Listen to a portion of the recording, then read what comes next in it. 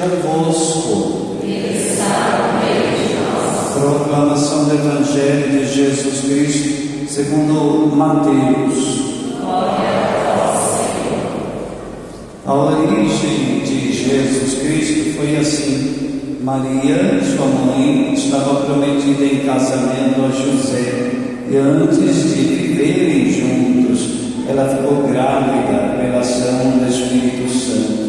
José, seu marido, era justo e, não querendo denunciá-la, resolveu abandonar Maria em segredo. Enquanto José pensava nisso, eis que o anjo do Senhor apareceu-lhe em sonho e lhe disse: José, filho de Davi, não tenhas medo de receber Maria como tua esposa, porque ela concebeu pela ação do Espírito Santo. Ela dará à luz um filho e tu lhe darás o nome de Jesus, pois ele vai salvar o seu povo dos seus pecados. Tudo isso aconteceu para se cumprir o que o Senhor havia dito pelo profeta: eis que a Virgem conceberá e dará à luz um filho. Ele será chamado pelo nome de Emanuel, que significa Deus está conosco. Quando acordou, José fez conforme o anjo do Senhor havia mandado e aceitou sua esposa. Palavra da salvação. Glória a vós, Senhor. Podemos aceitar?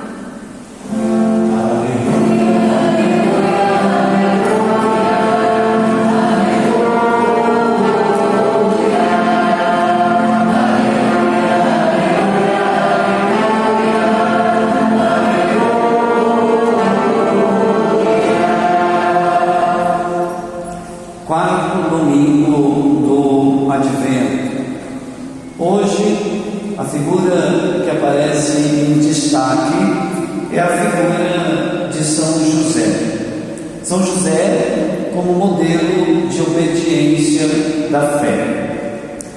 José, nós vemos no texto, nesse trecho de hoje, estava numa situação muito dramática. Ele sabia que sua esposa estava grávida, mas sabia que não tinha participação nessa gravidez. É preciso dizer que o casamento no judaísmo, nessa época, era marcado por duas fases, duas etapas. Uma primeira etapa burocrática, na papelada dos documentos. Primeiro vinha o contrato, ou seja, a mulher passava a ser esposa daquele marido no papel, mas essa era uma etapa, a primeira etapa. Eles só iriam viver juntos depois que passava essa primeira etapa, obedecendo vários procedimentos. Então, depois de um tempo, esta mulher que no papel já era esposa, passava efetivamente a ser esposa, consumando um matrimônio. Até então, Maria e José estavam nessa fase, na fase de ser esposa e esposo apenas no papel. No entanto, era considerada já como esposa, ou como prometida em casamento. José, então, já sabia que era esposo de Maria, e ele então trazia no seu coração profundas incertezas em relação ao que fazer, porque afinal de contas a sua esposa estava grávida e ele não era o pai. Então, no coração de José, talvez se passasse muitas dúvidas. O texto do Evangelho de hoje diz que José estava pensando. Então, um dos pensamentos de José era abandonar Maria em segredo. Ele era justo, não queria expor Maria a perigo, a difamação. Então, ele escolhe abandonar Maria em segredo, sem que a sociedade soubesse. E José então trazia no seu coração profundas inquietações. E é sobre esse ponto que nós podemos nos aprofundar hoje. As inquietações, as incertezas e as dúvidas que nós nutrimos. Diante das incertezas e especialmente das dúvidas de fé, a palavra de Deus hoje vem nos falar que nós precisamos dar um passo que seria um passo da obediência da fé, o passo de caminhar com a fé, preferir a fé, escolher a fé, é o assentimento da fé, a adesão da fé. Na verdade, uma das tarefas principais da igreja, da pregação do Evangelho, da pregação de cada um de nós que somos batizados, é convidar as pessoas a esse assentimento da fé, a essa adesão da fé. São Paulo, na segunda leitura de hoje, diz que é justamente para isso que o Evangelho é pregado. Diz ele, a pregação do Evangelho é justamente trazer a obediência da fé a todos os povos.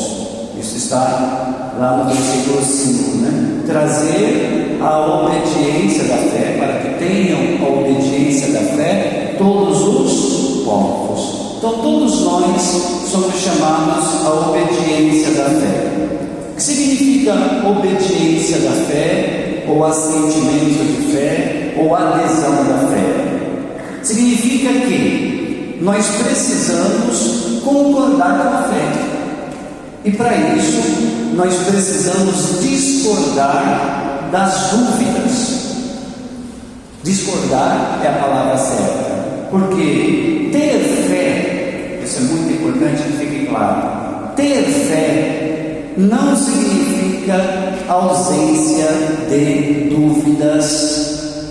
Repito, ter fé não significa ausência de dúvidas.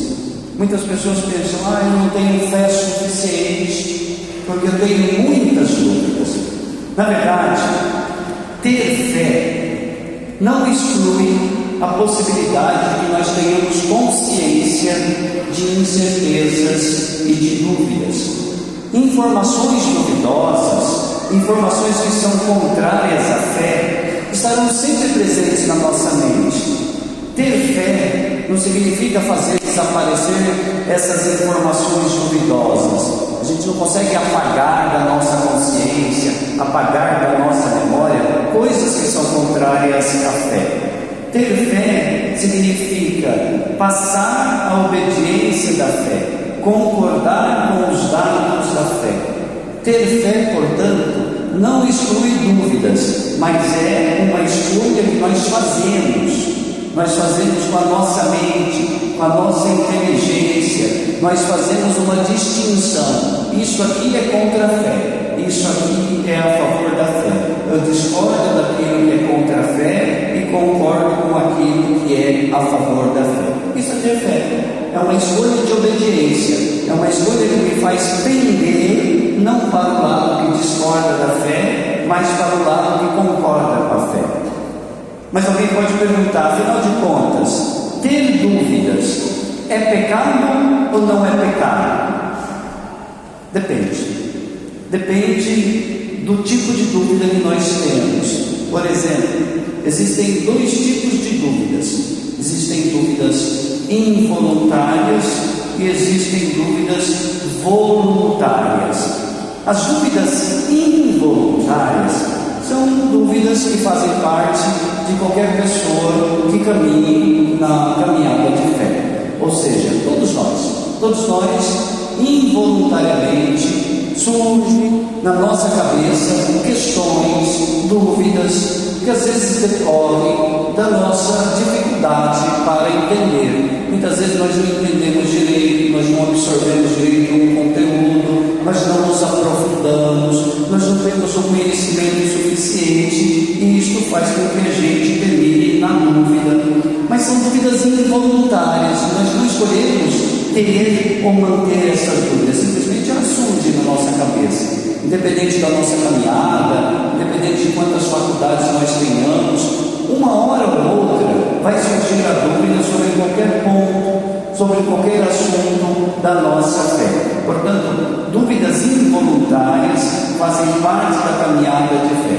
E elas, na verdade, podem até ser alavancas para que nós conheçamos. Por exemplo, se eu tenho uma dúvida, percebi, tive consciência de que estou com uma dúvida, em vez de ficar com o braço cruzado, alimentando a dúvida, o que eu faço?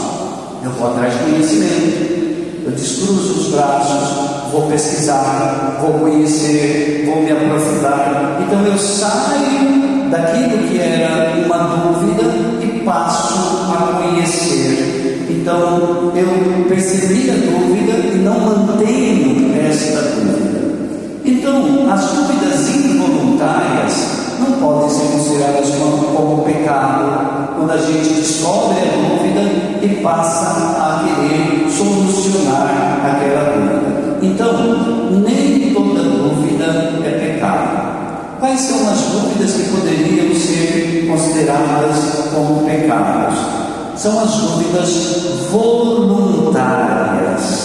Se torna pecado quando é uma dúvida mantida voluntariamente. Como assim? Por exemplo, alguém diz para mim o seguinte: olha, você vai se confessar por quê? Porque afinal de contas, esse negócio de confissão é uma coisa que a Igreja Católica inventou. Você pode se confessar diretamente com Deus, porque o padre, ele é só um homem como nós, e esse negócio de confissão, afinal de contas, a Igreja Católica que inventou. Você para e ouve isso, e depois você confronta com uma outra informação que você tem. Qual que é a outra informação oposta a essa? A confissão não é inventada pela Igreja. A confissão é um sacramento. E os sacramentos são instituídos por quem? Quem que inventou os sacramentos da Igreja? Jesus Cristo. Então, a confissão não foi inventada pelos homens. A confissão é um sacramento instituído por Jesus Cristo. Manter a dúvida significa eu ficar no meio termo. Ora, eu acho que a confissão foi inventada pela Igreja, ora, eu acho que a confissão é um sacramento vindo de Jesus Cristo. Então, eu fico na dúvida, eu fico entre uma coisa e outra. E quando eu mantenho isso, não faço uma escolha, não concordo com a fé, fico no pelar e no pecar, né? Eu termino mantendo uma dúvida voluntariamente, e aí quando eu não saio disso e mantenho essa situação, eu termino numa dúvida de fé, portanto numa situação mantida e portanto pecado. Dúvida mantida voluntariamente se torna pecado contra a fé, porque é uma maneira de recusar a fé. Ué, se eu fico indeciso, eu estou recusando uma verdade de fé. A confissão é um sacramento instituído por Jesus, então estou recusando uma verdade de fé, portanto um pecado contra a fé. Podemos pensar que existem três modos de recusar a fé. Primeiro é este que nós acabamos de falar, que é a dúvida mantida voluntariamente. Eu me recuso a sair da dúvida, fico oscilando. Ora eu acredito em uma coisa, ora eu acredito em outra. Então eu mantenho a dúvida, não resolvo a dúvida, fico preso na dúvida. É uma maneira de recusar a fé e pecado contra a fé. O segundo é o modo quando eu me oponho frontalmente contra aquilo que a Igreja ensina. Eu elimino aquilo que é a verdade de fé. Por exemplo, neste exemplo que nós temos, né? Eu não considero como verdade que a confissão seja um sacramento instituído por Jesus Cristo. Eu elimino esta hipótese e fico com a segunda hipótese, que é a hipótese de que a confissão é uma coisa inventada pelos padres da Igreja. Então, eu recuso diretamente a fé. Então, o segundo tipo, a recusa objetiva da fé. E um terceiro modo de recusar a fé é a indiferença religiosa. Ou seja, para mim tanto faz. Tanto faz se a confissão foi inventada pela Igreja Católica, tanto faz se a confissão é um sacramento, para mim isso não muda nada.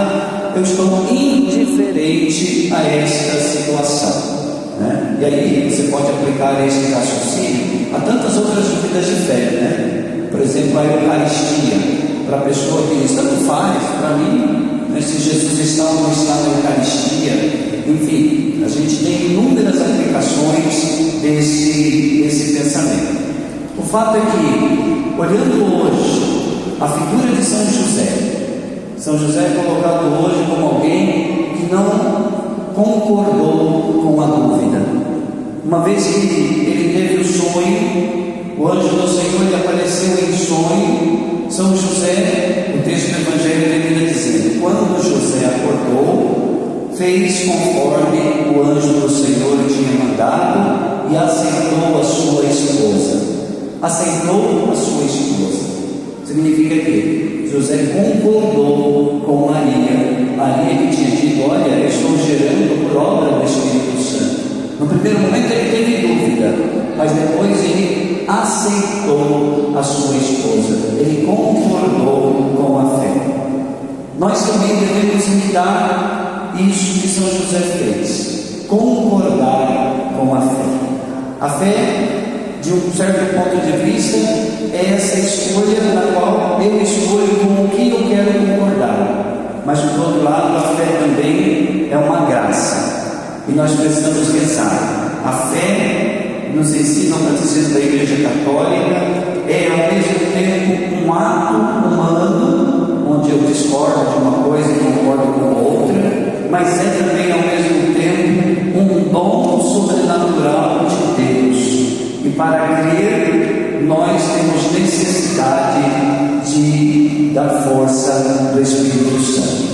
Então pensamos que o Espírito Santo nos dê essas duas capacidades: a capacidade humana de concordar com os ensinamentos da fé, mas ao mesmo tempo Ele nos dê também a sua graça sobrenatural para que nós possamos crer. Olhemos para São José, que diante da incerteza de uma gravidez, a qual ele sabia que não tinha participação, mas ele fez este caminho da obediência da fé. Peçamos que Ele interceda por nós, para que nós sejamos cheios do dom sobrenatural da fé, e assim possamos cada vez mais escolher, não só com a nossa própria força, mas com a luz do Espírito Santo, nós concordarmos com a obediência da fé.